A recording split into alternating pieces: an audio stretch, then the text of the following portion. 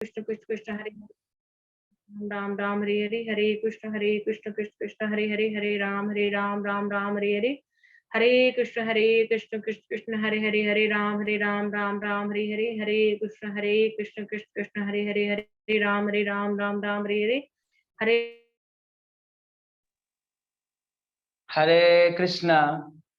Thank you so much for participating in this morning Japa session by ISKCON Ayodhya. Now it's time for today's Transcendental Quote by our dear Srila Prabhupada.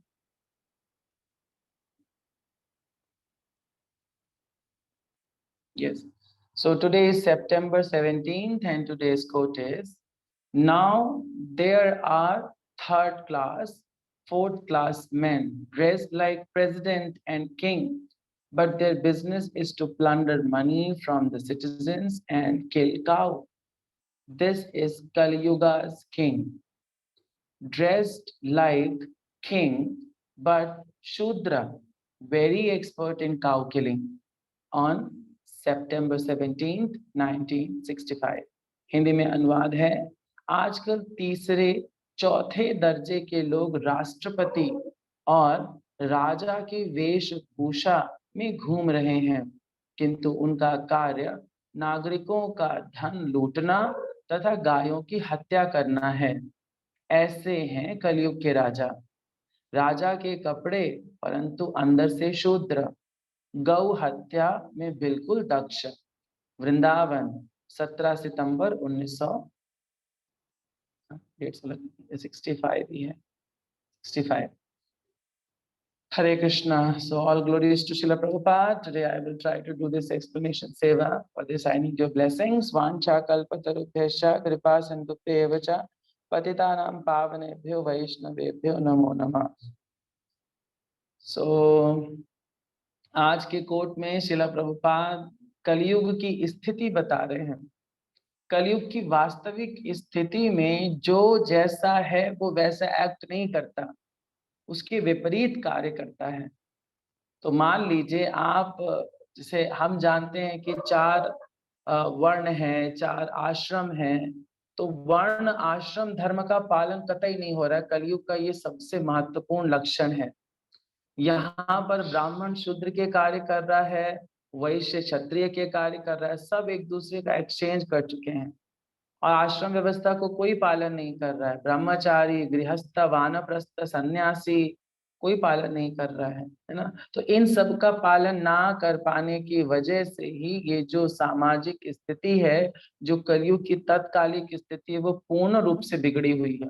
और इसमें है क्या, आजकल के so called राजा जो president के नाम से जाने जाते हैं, वो थर्ड क्लास और फोर्थ क्लास पीपल हैं अकॉर्डिंग टू द वैदिक इंजंक्शन। वैदिक इंजंक्शन के हिसाब से अगर आप इनकी स्थिति देखें तो ये थर्ड क्लास पर्सन है, क्योंकि राजा बनने के लिए उसको फर्स्ट क्लास होना चाहिए, उसको वर्णाश्रम व्यवस्था का पालन करना चाहिए, ट्रेनिंग लेनी चाहिए गुरु के अधीन रहकर, तब उसको प्रशासन में जाना चाहिए। बट आजकल ऐसा नहीं होता है। पहले जब राजा बनते थे तो राजा बनने से पहले उसको 25 साल तक ब्रह्मचर्य और उससे पहले 5 साल के तुरंत बाद गुरुकुल में समय बिताना पड़ता था, जहां पर वो वैदिक शिक्षा लेता था, सारे शास्त्र सीखता था और समझता था कि किस परिस्थिति में क्या करना चाहिए वैदिक शास्त्रों के अनुसार, जिससे जनता का वो भरण पोषण प्रॉपरली कर सके। आजकल ऐसा नहीं है। आजकल के राजा और प्रेसिडेंट क्या कर रहे हैं, टैक्स पे टैक्स लगाए जा रहे हैं, है ना। सिलेंडर्स के रेट बढ़ाए जा रहे हैं, पेट्रोल के रेट्स बढ़ाए जा रहे हैं। क्या क्या बोलते हैं लोग, जनता का खून पी रहे हैं। ये जनता का खून पी रहे हैं क्योंकि उनकी स्थिति थर्ड क्लास और फोर्थ क्लास वाली। शूद्र होकर आपको कोई ब्राह्मणत्व के लक्षण नहीं दिखा सकता है जब तक वो साधु संगति में नहीं आता है। और अगर वो घोर अंधकार में पड़ा हुआ है और आप उससे एक्सपेक्ट करते हैं कि one day he will change his mind, तो sorry to say it is not possible. ये third class person third class ही रहेगा। सेल्फ डिक्लेयर्ड हम कुछ भी बन जाएं, बट शास्त्रों के अनुसार कलौ समौ शूद्र संभवेत। कलयुग में सभी शूद्र हैं, सभी शूद्र की मानसिकता रख रहे हैं। कहीं ना कहीं आप किसी जीव को नुकसान पहुंचा रहे हैं और कर्म करते समय ये नहीं सोच रहे हैं कि इसका रिजल्ट क्या मिलेगा, घोर अंधकार में रह रहे हैं। तो इस प्रकार की मनोवृत्ति वाले व्यक्ति करते क्या है, उनका लक्षण क्या है, थर्ड क्लास और फोर्थ क्लास वाले व्यक्तियों का, तो कोर्ट में शिला प्रभुपाद कह रहे हैं दे आर प्लंडरिंग मनी, वो मनी प्लंडरिंग कर रहे हैं, वो धन इकट्ठा कर रहे हैं जनता से खींचकर। गौ हत्याओं को कह रहे हैं होने दो, गौ रक्षा का, क्योंकि राजा का ये कर्तव्य है। श्रीमद् भगवत गीता में बताया गया है कि जो राजा है उसका ये कर्तव्य है कि ब्राह्मण और गौ की रक्षा करना, है ना। भगवान भी जब राजा बन के आए तो भगवान के लिए हम क्या गाते हैं, गौ ब्राह्मण हिताय च, है ना, गौ ब्राह्मण हिताय च, गाय और ब्राह्मण के हिताय हैं हम, हितकारी हैं। तो राजा का ये लक्षण है। देखिए आजकल के समाज में आप ये समकालीन व्यवस्था को देखें तो गाय और ब्राह्मण इनका बड़ा बुरा हाल हुआ है। क्यों बुरा हाल हुआ है? क्योंकि राजा सही नहीं है। राजा third class fourth class person है, जिसको अक्ल ही नहीं है, सीधी बात। उसको शास्त्रों के बारे में कोई अक्ल ही नहीं है कि गौ हत्या का। देखिए जब कोई राजा की गद्दी पर बैठता है तो उसकी प्रजा जितने भी कर्म करती है उन सारे कर्मों का फल उस राजा को भुगतना पड़ता है। You know that, this is शास्त्रीय, दिस इज वैदिक इंजंक्शन। वैदिक इंजंक्शन ये कहता है कि राजा को सारे कर्म भोगने पड़ेंगे। मान लीजिए उसके राज्य में कोई एक ऐसा व्यक्ति है जो मांस भक्षण कर रहा है, जो गाय को काट के खा रहा है, तो इस गौ हत्या का पाप उस राजा को लगेगा। क्यों लगेगा? क्योंकि उसके राज्य के निर्देशन में ऐसा हो रहा है।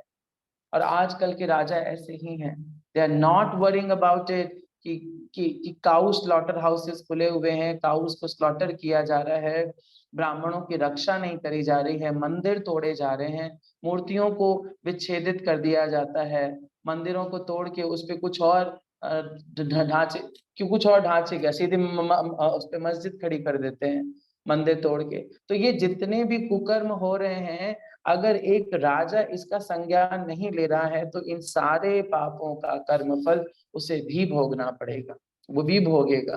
किसी जीव की हत्या हो रही है, मांस खाया जा रहा है, और एक धार्मिक क्षेत्र में ऐसा हो रहा है जहां पर भगवान का विग्रह स्थापित है, तो अवश्य ही उसको इस पाप को भुगतना पड़ेगा।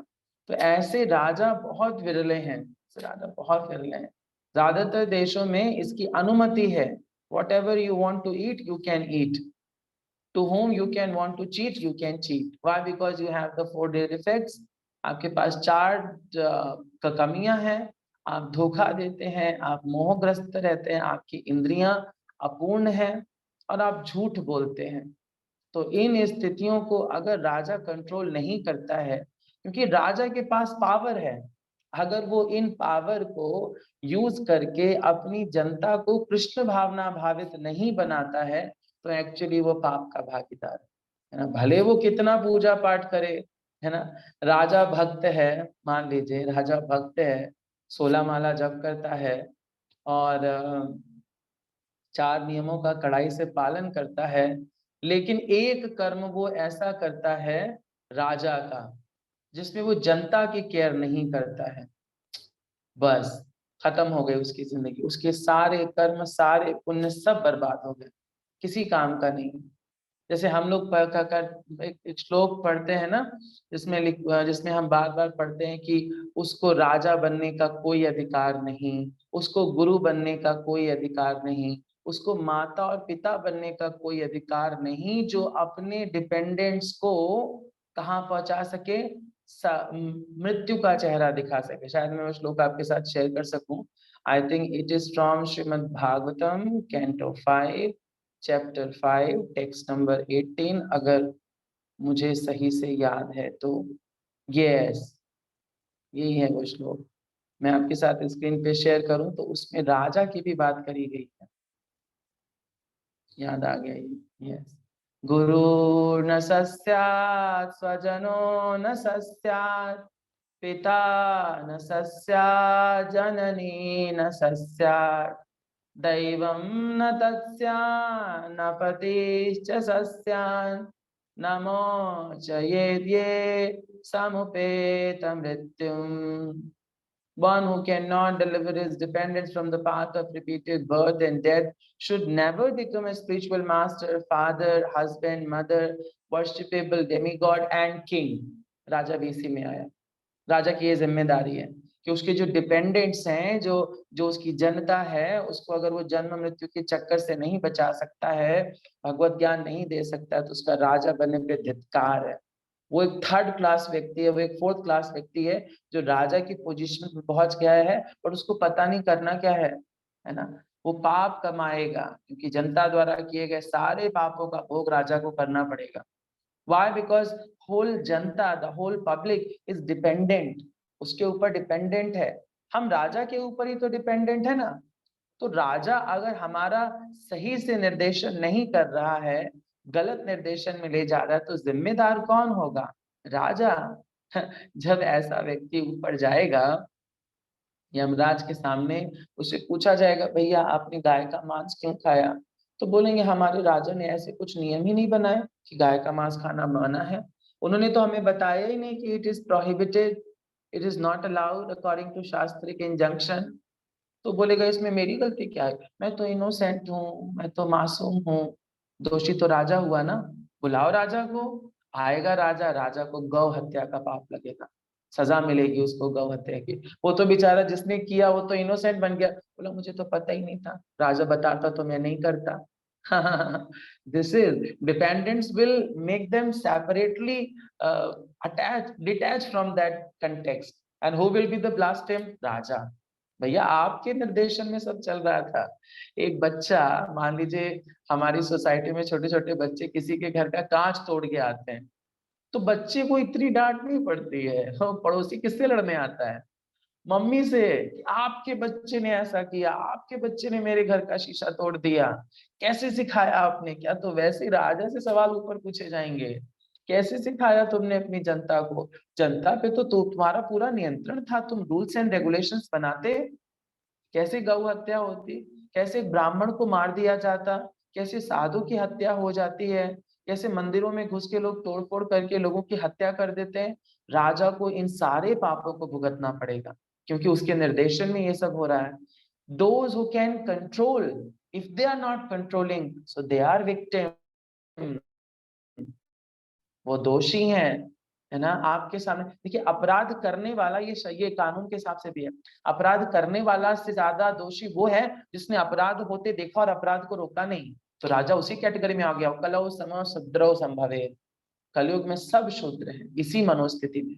सब देख रहे हैं कि आसपास की जनता भटक रही है, रजोगुण तमोगुण सत्वगुण में फंसी है, फिर भी हम करुणा नहीं कर रहे हैं उनपे, हम प्रचार नहीं कर रहे हैं उनपे, हम बता नहीं रहे हैं उनको कि हरि नाम इससे मुक्ति पाने का एकमात्र साधन है।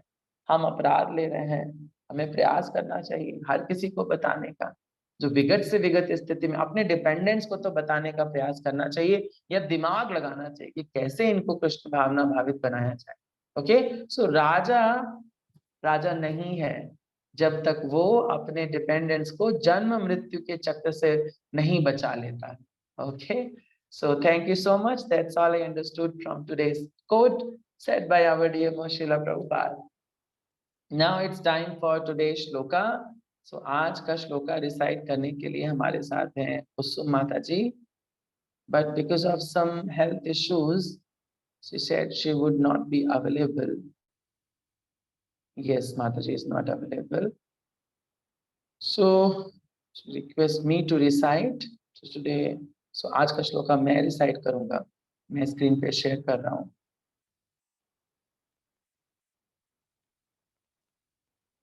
यस, यहाँ पे है। यस, तो आज का श्लोका है, नान्यं गुणेभ्य कर्तारं यादृष्टानुपश्यति गुणेभ्यश्च परं वेत्ति मद्भावं सोऽधिगच्छति। नान्यं गुणेभ्य कर्तारं यदा दृष्टानुपश्यति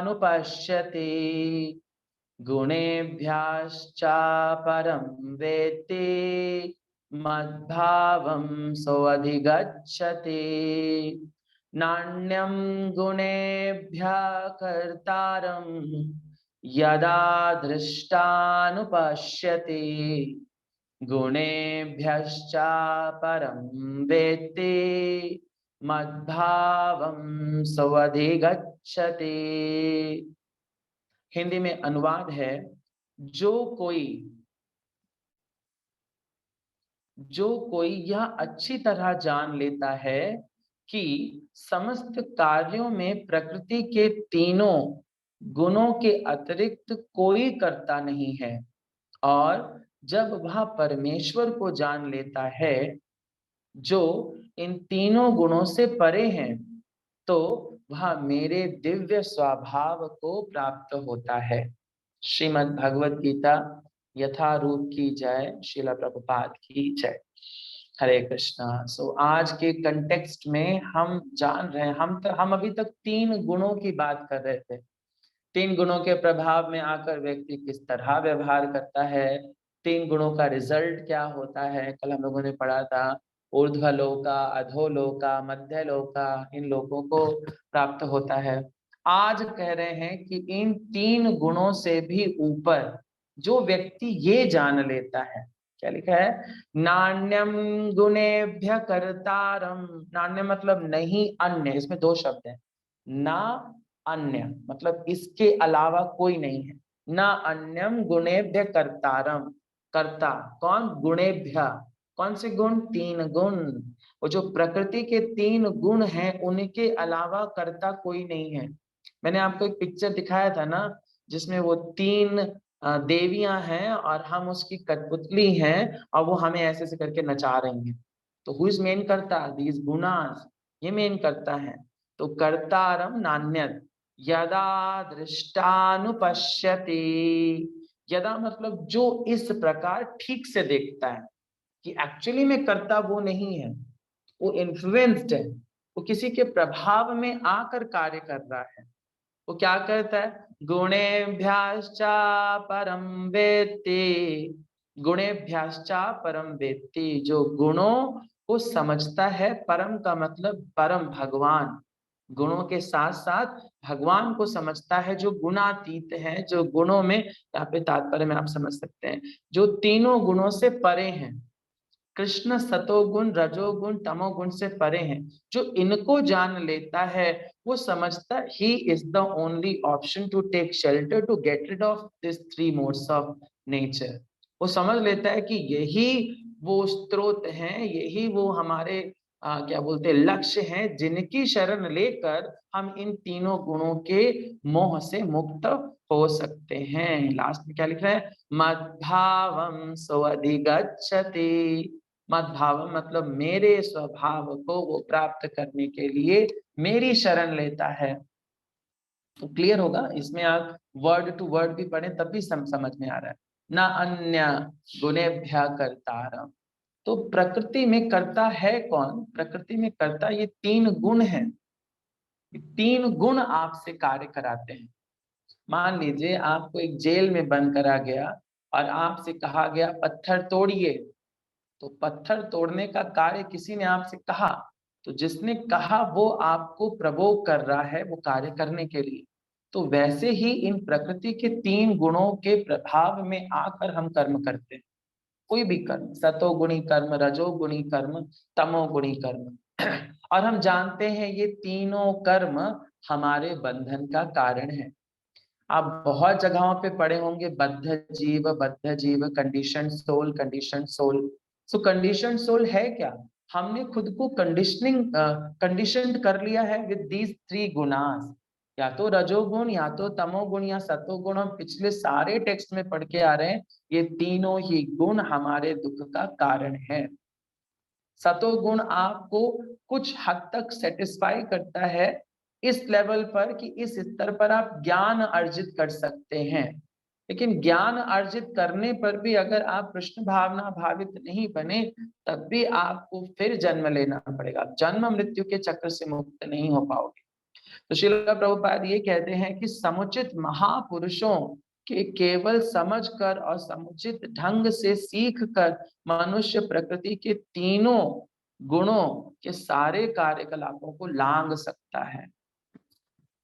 समुचित, ये लाइन आप पढ़ रहे हैं, समुचित महापुरुषों से केवल समझकर। कौन है महापुरुष, जो कीचड़ से बाहर हैं, है ना। आप जब कीचड़ में फंसे हैं तब आप क्या समझते हैं कि मेरे कपड़े गंदे होने का कारण कौन है? ये कीचड़ है। कौन सी लाइन? नान्यम गुणेभ्य कर्तारम, आप ये समझ जाते हैं। जब यदा दृष्टानुपश्यति, तब आपको ये दिखता है भैया हमारे कपड़े गंदे हैं क्योंकि हम कीचड़ में हैं।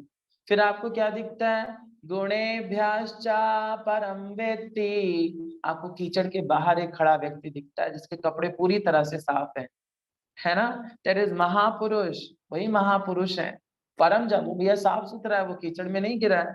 तब आप क्या करते हैं? मद्भावम सो अधिगच्छति, तब आप उसकी तरफ हाथ बढ़ाते हैं। अगर आप इंटेलिजेंट हैं तो तब आप उसकी तरफ हाथ बढ़ाते हैं कि प्लीज मुझे बचाओ ना इस कीचड़ से, और वो आपका हाथ पकड़ता है कि कीचड़ से बाहर आपको खींच लेता है। तो इस भौतिक जगत में फंसे होना मतलब 3 गुणों के कीचड़ से सने होना।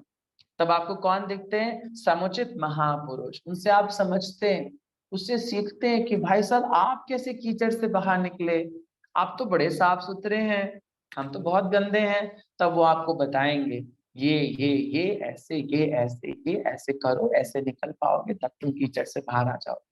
तो उसी प्रकार जो साधु जन है, जो गुरु जन है, वो इस भव सागर से, जैसे गुणातीत शब्द कई बार यूज किया जाता है, ये वो गुणातीत हैं। हमारे इस्कॉन में जिनके जितने भी लोग हैं, जिनके नाम के आगे लग रहा है क्या? कृष्ण कृपा मूर्ति, वो तो एक ही के आगे लग रहा है, इट इज अभय चरणारविंद भक्ति वेदांत स्वामी शिला प्रभुपाद। ये गुणातीत है, ये आपको निकाल सकते हैं इस कीचड़ से।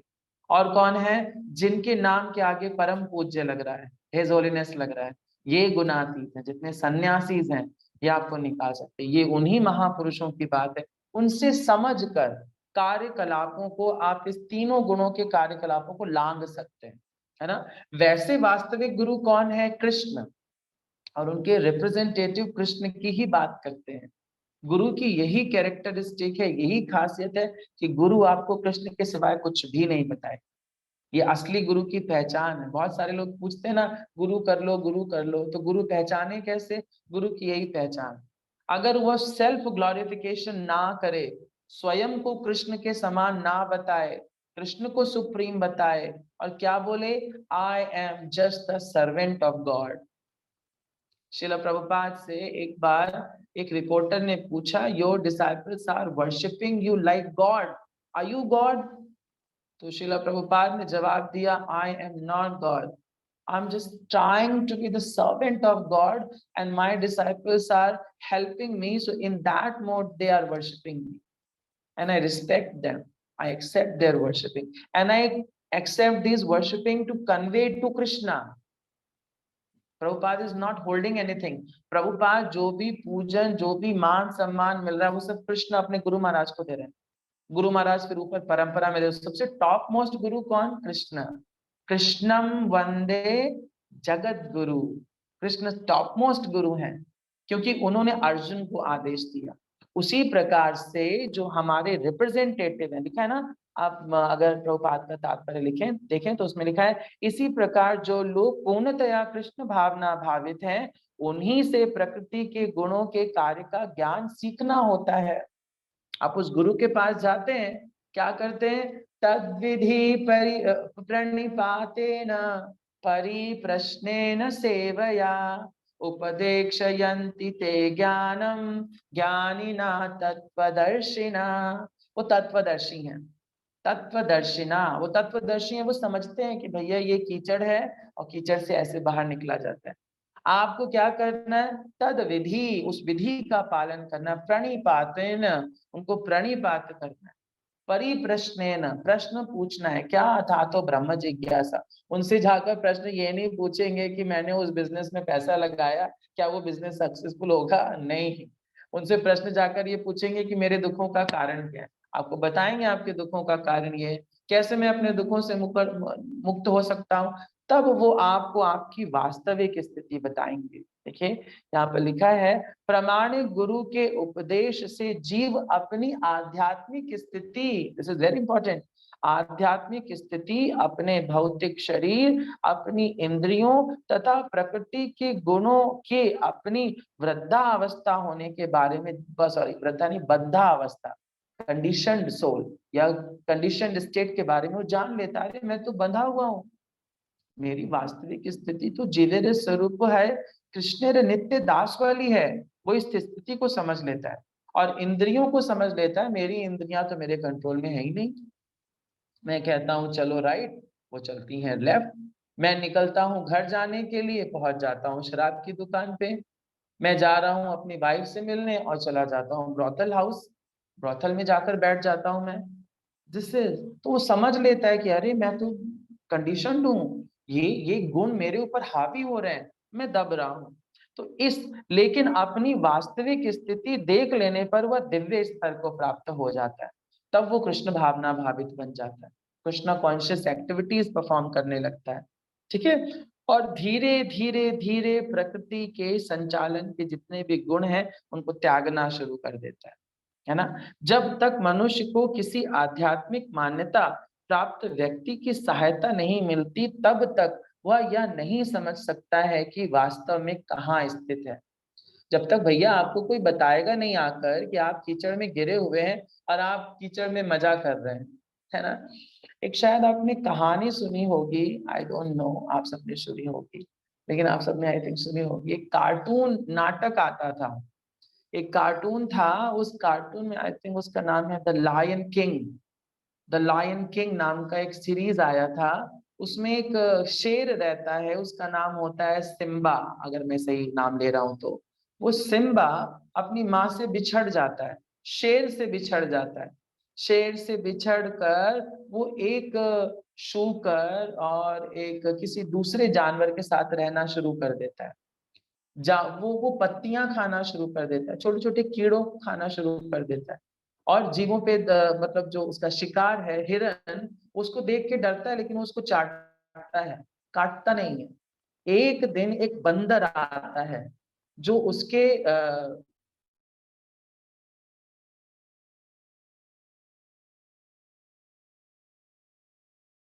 तुम शेर हो, तुम तो शिकार ही कर, तुम तो शिकार हो। वो बिल्ली की तरह म्याऊं म्याऊं करता था। क्यों? क्योंकि वो गलत संगति में था ना, उसकी संगति सही नहीं थी। लेकिन जब बंदर ने आकर बताया उसको कि भाई तुम शेर हो, तुम दहाड़ सकते हो, और तुम्हारी दहाड़ से पूरा जंगल कांप जाएगा, है ना। तो जब उसको ये रियलाइज हुआ तब उसने दहाड़ा। तो उसी प्रकार हम भी उसी सिम्बा की तरह हैं, हम भी कीड़े मकोड़े खा रहे हैं। हमें जब गुरु आके बताता है, अरे भाई तुम शरीर नहीं, तुम आत्मा हो, तुम क्यों इस छोटी मोटी चीजों के पीछे पड़े हो, मेरी बीवी, मेरा परिवार, मेरा घर संसार, तब वो रियलाइज करता, अरे मैं तो शेर हूँ, मैं सच्चिदानंद विग्रह हूँ। तब क्या करते हैं, क्या करना चाहिए? गुरु बताते हैं सेवा करो, अपने इंद्रियों को भगवान की तुष्टि में रमा दो, क्योंकि जीवन का लक्ष्य भगवान की सेवा करना है। कल मैं भक्ति शास्त्री क्लास में पढ़ रहा था, तो उसमें लिखा था जो भक्ति है वो सुदुर्लभा है। ये भक्ति रसामृत सिंधु का प्रथम श्लोक चल रहा है। भक्ति रस के प्रथम श्लोक में चर्चा चल रही है कि हमारा भक्ति है वो सुदुर्लभ है। तो अगर आप सोचिए कृष्ण आपको भक्ति देंगे, तो नहीं, भगवान बहुत इंटेलिजेंट हैं, भगवान जानते हैं कि जिस व्यक्ति को मैंने भक्ति दे दी मैं उसके कंट्रोल में हो जाऊंगा। भगवान खुद बोलते हैं कि अहम भक्ता पराधीना, मैं भक्त के पराधीन हूँ। तो भक्त अपनी डोर भगवान इतनी आसानी से नहीं देते। भगवान की डोर अगर आपके हाथ में कोई पकड़ा सकता है तो एक भक्ति पकड़ा सकता है, दैट इज कृष्ण भावना भावित व्यक्ति। तो कृष्ण भावना भावित व्यक्ति ही आपको बताएगा कि आप शेर हैं, आप दहाड़ सकते हैं।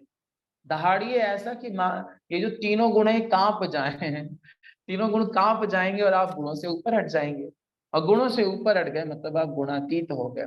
एक और बात जो बड़ी इंपॉर्टेंट है, और प्रभुपाद उसको कंटेक्स्ट के लास्ट में बोल रहे हैं, कृष्ण भावना भावित व्यक्ति कभी भी प्रकृति के गुणों के चमत्कार से नियंत्रित नहीं होता, उसको उसको कोई परवाह ही नहीं है। उसको कोई परवाह ही नहीं।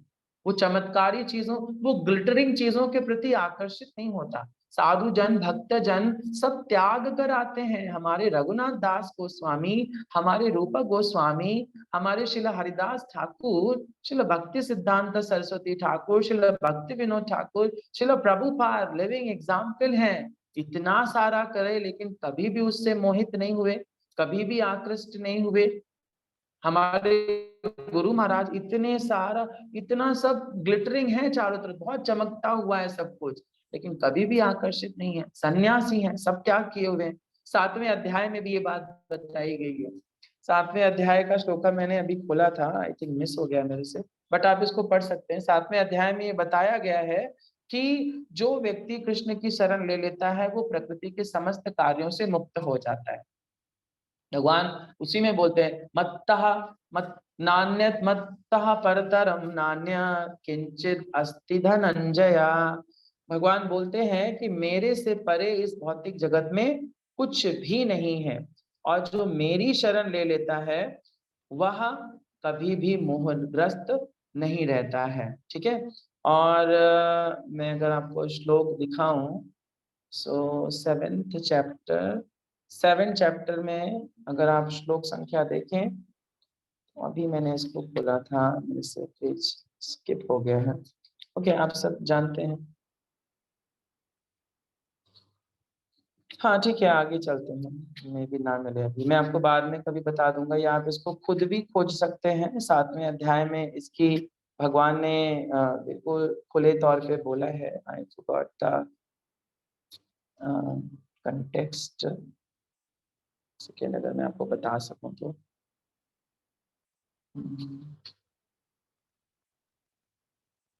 Yes, this is text number 28. येषां त्वन्तगतं पापं जनानां पुण्यकर्मणां ते द्वन्द्वमोहा निर्मुक्ता भजन्ते माम दृढव्रता, भजन्ते माम दृढव्रता। This is very important. भजन्ते माम दृढव्रता, जो दृढ़ व्रत के साथ मेरा भजन करता है वो क्या करता है? ते द्वंद्वे मोह निर्मुक्ता, वो इन तीनों गुणों के मोह से निर्मुक्त हो जाता है। ठीक है। 7वें अध्याय में ये इसकी पुष्टि करेगी, श्रील प्रभुपाद कंटेक्स्ट में बोल रहे हैं। Okay, so this is, so for getting rid of this mode of nature we should approach a guru. एक गुरु का सानिध्य करना पड़ेगा, एक भक्त का शरण लेना पड़ेगा, जिससे पूछना पड़ेगा, बताओ मुझे मैं इस कीचड़ में क्यों फंसा हूँ, मैं इस कीचड़ से कैसे मुक्त हो सकता हूँ। तो बताएंगे भाई कीचड़ भौतिक जगत है, आप सच्चिदानंद विग्रह हैं, और आप मुक्त हो सकते हैं by practising Krishna consciousness. Okay, so thank you so much. That's all I understood from today's transcendental purport written by Srila Prabhupada.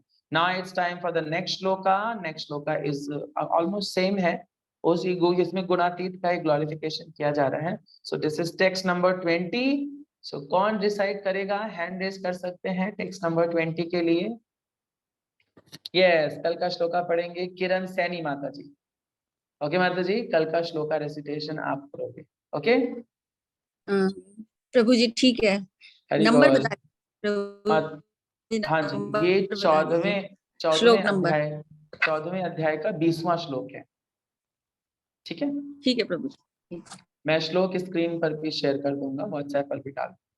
Okay, सो कल है संडे, सो जब वही कराएगा जिसने अब तक अपनी कहानी नहीं सुनाई, यानी कृष्ण भावना भावित जीवन की शुरुआत कैसे हुई उसकी स्टोरी सुनाने का उसको मौका मिलेगा। सो हैंड रेज करिए जो अपनी स्वतः ही कहानी सुनाना चाहते हैं, या हम उनको सेलेक्ट करें। Yes, so it's time for Savita माता जी, आपका नहीं हुआ है अभी तक? क्या आप कृष्ण भावनामृत में कैसे आए? नहीं प्रभु जी, हरे कृष्ण प्रभु जी। हाँ, तो कल ऐसा कर लेते हैं, और नेक्स्ट संडे रहेगा कि किरण गोयल माता जी का भी सेट कर लेते हैं। मुझे सोचना नहीं पड़ेगा। किरण गोयल माता जी, नेक्स्ट संडे आपका रहेगा। ओके जी हरे कृष्ण प्रभु। ओके, सो नेक्स्ट संडे का how I came in Krishna consciousness करेंगे किरण गोयल माता जी, और इस संडे का कृष्ण भावनामृत में कैसे आए जब करेंगे, और सब कहानियां सुनाएंगे अपने जीवन की। तो वो हमारे सविता शर्मा माता जी, तो कल का सविता शर्मा माता जी करेगा। So now it's time for the revision of the shloka of the week. So here is the shloka of the week on your screen. So we are reading from Srimad Bhagavad Gita as it is, chapter 9, text number 13. मेरे पीछे पीछे दोहरा सकते हैं 3 बार। महात्मानस्तु मां पार्था दैवीं प्रकृतिमाश्रितः भजन्त्यन्यन्यमनसो ज्ञात्वा भूतादिमव्ययम्। महात्मानस्तु मां पार्था दैवीं प्रकृतिमाश्रितः भजन्त्यन्यन्यमनसो ज्ञात्वा भूतादिमव्ययम्। महात्मानस्तु मां पार्था दैवीं प्रकृतिमाश्रितः भजन्त्यन्यन्यमनसो ज्ञात्वा भूतादिमव्ययम्। श्रीमद् भगवद गीता यथारूप की जय, श्रील प्रभुपाद की जय। So thank you so much. That's all we have in today's morning japa session. Have a great Krishna conscious day. Hare Krishna, Srila Prabhupada की जय, इस्कॉन अयोध्या की जय। Yes, we can stop recording now.